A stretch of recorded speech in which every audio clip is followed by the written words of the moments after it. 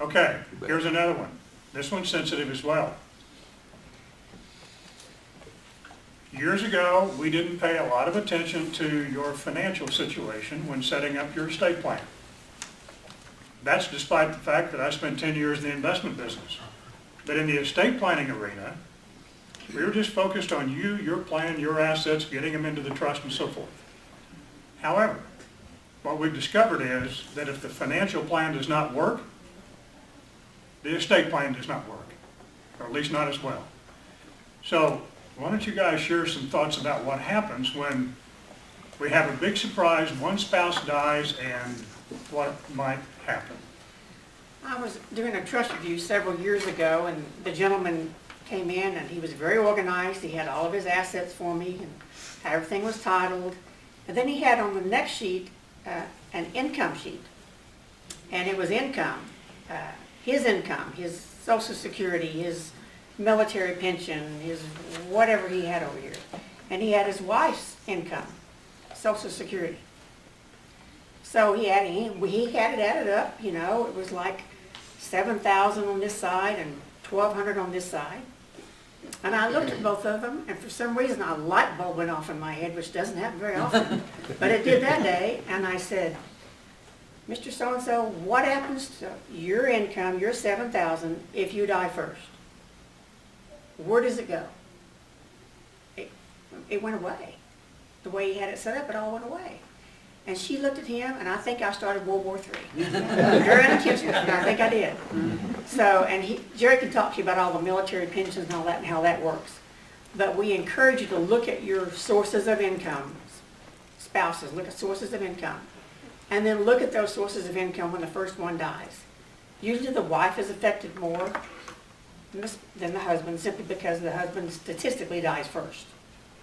That's not always the case, but more times than not, the husband dies first. And the surviving spouse really, really can suffer an income loss if things are not structured properly.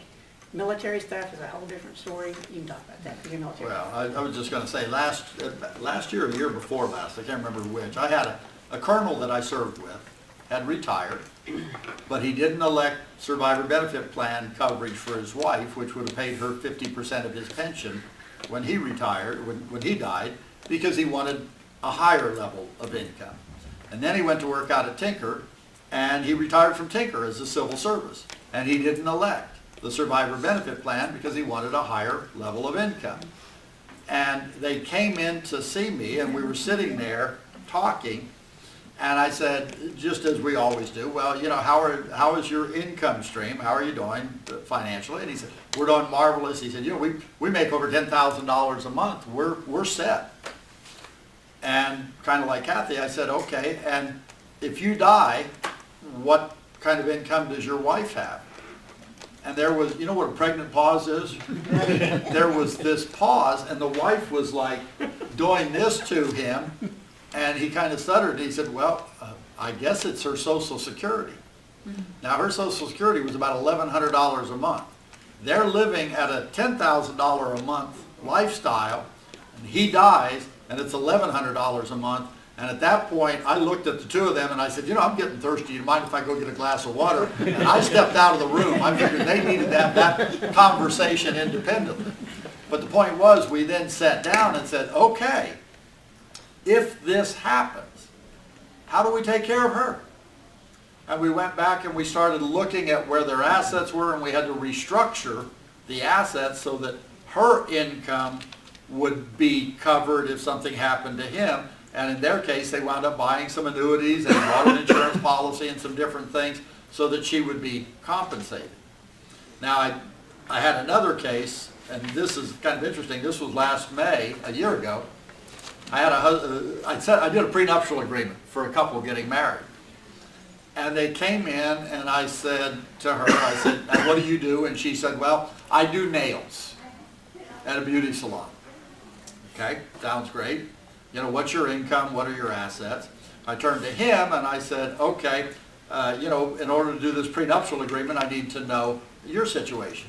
And he said, well, you need my monthly income or my assets? And I said, well, I need both. And he said, well, you know, my income is about $2.5 million a month. That caught my attention. I'm in the wrong line of work, right?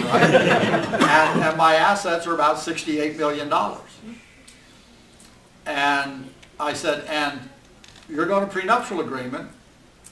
What happens if you get a divorce? Well, she's on her own and I'm on my own. That conversation didn't go very far. He wound up going back to another attorney. We wound up doing a consolidation, and we worked things out so that she was going to be compensated because she was making about $500 a month. And he wasn't going to give her anything. So, you know, that's an extreme case, but you need to look at that income scenario and make sure that if something does happen, there's adequate funding available for that surviving spouse, whichever one it needs to be.